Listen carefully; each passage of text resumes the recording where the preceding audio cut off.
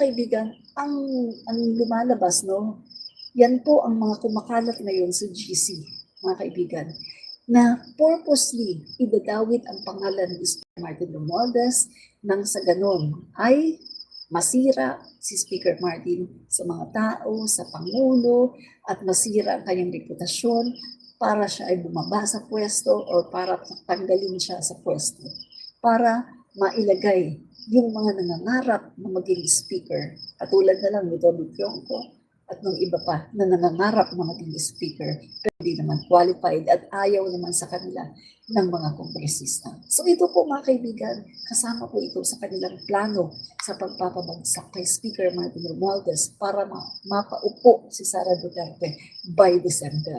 Yan po ang sinasabi ng mga nag-reveal nito mga kaibigan. Kasi merong plano itong kabilang kubol na sa December ay ipaupo ang kanilang idol, no, si Sara Duterte. So, eto mga kaibigan, isa yan sa kanilang plano. Kasi hindi naman nila mapapa-impeach ang Pangulo natin kung nandyan si Speaker Martin Romualdez. Diba? So, ito pa. Kung may nang-aabuso o gumagamit ng pangalan ko para kumita, sila ang dapat managot. Kahit sino pa sila sa loob o labas ng gobyerno. But let us not allow lies and name-dropping to destroy reputation or weaken faith in Congress. I will not allow falsehood to tarnish my integrity or the institution I lead. Under my watch, we will clean the system, punish the guilty, and protect the people's money. So yan po ang statement ni Speaker Martin Romualdez. So, mga kaibigan, no? Speaker Martin Romualdez, mga kaibigan, ay kanya po make sure na wala siyang involvement tungkol dyan. At kung nagdadawit man ang kanyang pangalan at may dumadawit sa kanyang pangalan, ito ang dapat na imbestigahan at ang dapat na managot. Kasi mukhang hindi nadawit talaga ang kanyang pangalan nang sa ganun ay masira siya at matanggal siya sa pagiging speaker. Obvious na obvious, sino ang gagawa niyan? Obvious na obvious, yung galit sa kanya. Sino ba yung galit na galit sa kanya na halos gusto siyang tsugihin? Walang iba, kundi yung babae na walang ginawa, kundi magwalang turo. Diba? Yan. So mga kaibigan, nasolve na rin po yung sinasabi, no, ng mga ibang mga mainstream media na meron daw away itong executive at saka House of the Representative. Na-solve na po mga kaibigan. Actually, wala po silang away, no? Walang away ang House of the Representative at ang Executive Department, no? Wala pong away si PBBM, wala pong away ang mga Romualdez at PBBM, wala po, no? Wala po. So, eto mga kaibigan, yan. Ito niyan. Ito po yung picture ni Speaker Martin Romualdez at saka yung ibang mga kongresista at saka si ES Executive Secretary Lucas Bersamin. So, tingnan natin Yan. Speaker Ferdinand G. Romualdez. Ito po, Lucas Bersamin.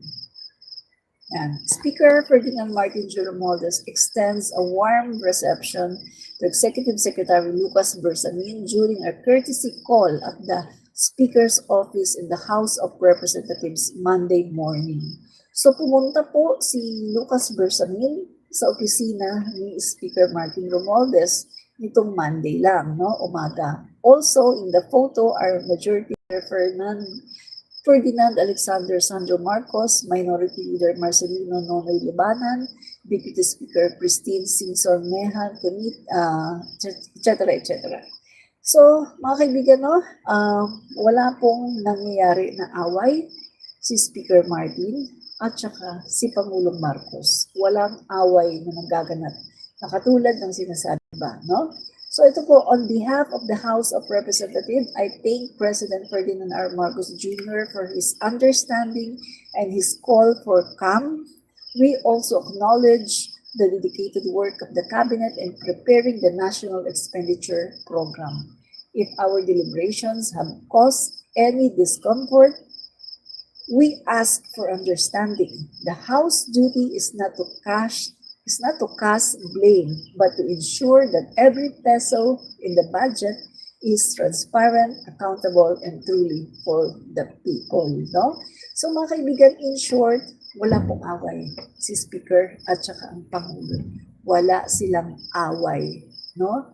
Kung meron mang nagaganap, ito po ay hindi away, kundi ito ay kumbaga ano lamang pagtutuwid lamang no sa mga nangyari, no, mga kaibigan. So wala po silang away, no?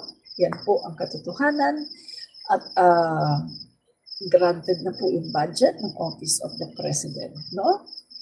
Granted na po. Yan. So, mga kaibigan, tingnan nyo ha, balik tayo sa Diskaya. Tingnan nyo mga kaibigan ha, sino yung nagsasalita sa Blue Ribbon Committee? Sino yung nandun? Toby Tionco. Toby Tionco, mga kaibigan, nagdadaldal sa Blue Ribbon Committee kung ano yung mga sinasabi, no? Nagdadrop ng mga pangalan. Pero tingnan nyo ha, ano ba yung ambisyon ni Toby Tionco? Bakit galit na galit siya kay Speaker Martin Romualdez? Kasi hindi kasi niya matalo. Hindi niya matalo pagdating sa voting. Ni wala mang bumoboto sa kanya. Toby Tionco. Tagal-tagal na niya gusto maging Speaker of the House, pero hindi siya maging Speaker of the House. Kaya malamang ang ginagawa niya ay sirain. No? Sirain ang reputation ni Speaker Martin at ng ibang mga kongresista nang sa ganun ay mailagay siya sa pwesto as Speaker of the House. Pero wala siyang magagawa, mga kaibigan, dahil hanggang ngayon ay buong-buo pa rin ang tiwala ng ating Pangulo sa kanyang pinsan kay Speaker Martin at ang buong kapuluan or kapulungan ng Congress ay buong-buo ang tiwala kay Speaker Martin. In fact, kay Speaker Martin pa rin ang numero. Kaya, imposible na magkaroon ng kudita dahil kay Speaker Martin pa rin ang majority ng mga kongresista. Speaker Martin ang kanilang gusto na maging speaker at ayaw na nila ng ibang speaker. No? So, yan po mga kaibigan. No? Kaya, galit na galit mga kaibigan ang mga DDS. Galit na galit, no? Si Sara Duterte kay Speaker Martin kasi hindi po nila matanggal sa pwesto si PBBM. Hindi po nila mapa-impeach si PBBM hanggang nandyan si Speaker Martin Romualdez. No? Kaya po ang aim nila, sirain si Speaker Martin Romualdez. Pero kahit anong gawin nilang paninira, sila po ay nabubuko. No? Bukong-buko. So, mga kaibigan, papanood ko lang sa inyo yung ginawa kong video. Gamit-gamit po tayo ng critical thinking. No? Critical thinking, no? Gamitan ko ng critical thinking para hindi tayo magmukhang bugok, no? Mga kaibigan. Okay. Ito. Kasi guys, di ba, ang mga Diskaya, sila yung favorite contractor ng mga Duterte. Favorite contractor ng mga Duterte, ang mga Diskaya. Okay, no? So, given yan na, at ang mga Diskaya, palagi po silang nakakakuha ng mga proyekto sa panahon ni Duterte. So, tingnan niyo mga kaibigan. Ipalabas ko lang tong saglit panoorin niyo.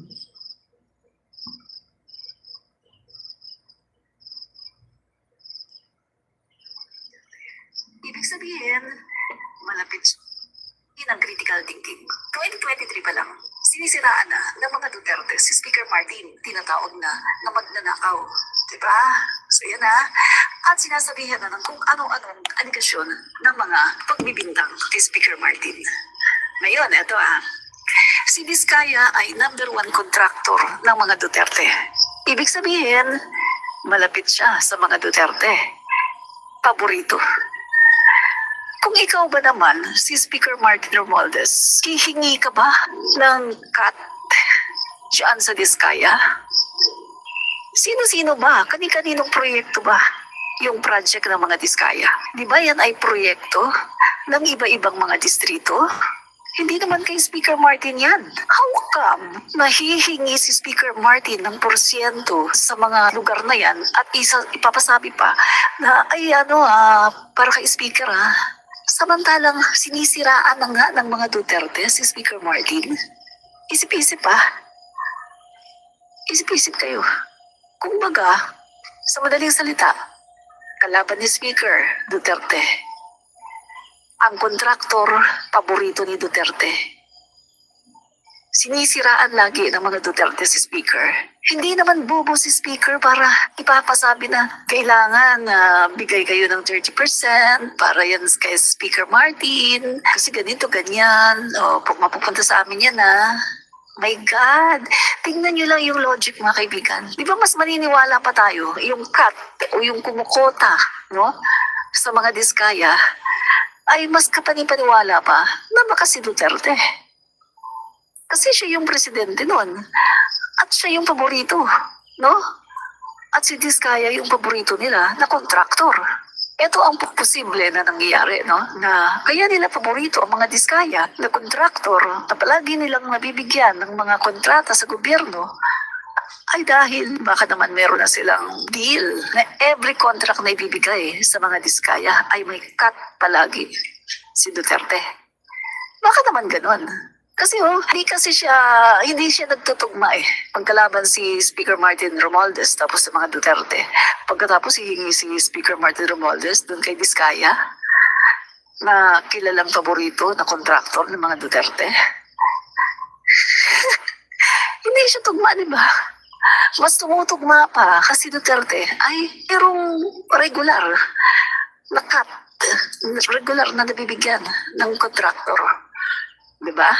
Ng mga Diskaya. Kasi nga, paborito na binibigyan ng proyekto ever since ng gobyerno. 2016 onwards, umamin siya 2016 onwards. Di ba? Pagganahin ng critical thinking. 2023 So, pa lang. ano ibig ko sabihin? Ano Ano ibig ko sabihin?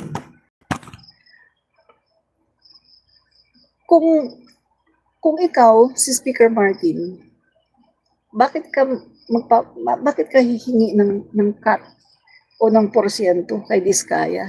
Alam mo nang maka-Duterte yun. Di isinumbong ka kagad.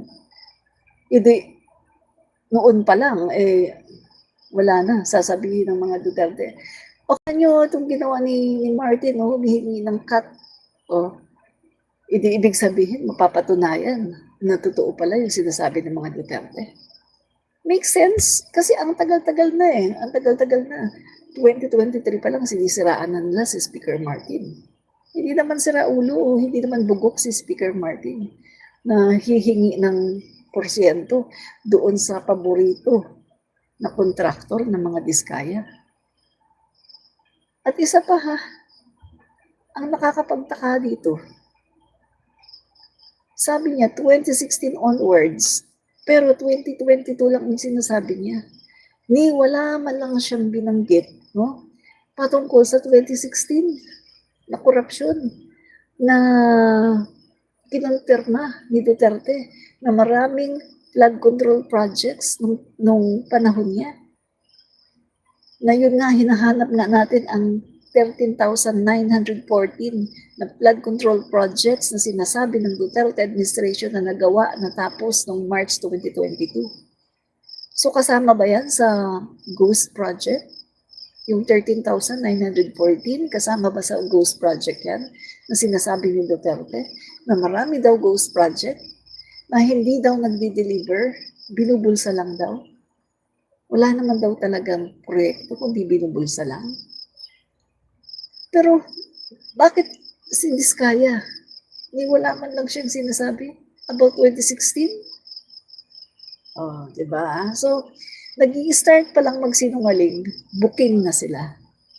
Booking na. Nag-i-start pa lang magsinungaling para idamay ang pangalan ni Speaker Martin. Booking na kaagad. Gusto pa maging state witness?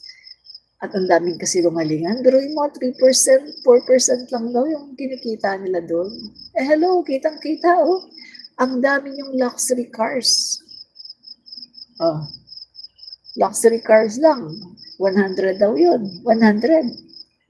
40 lang yung pinakita, yung nasa ibaba. Meron pa sa itaas.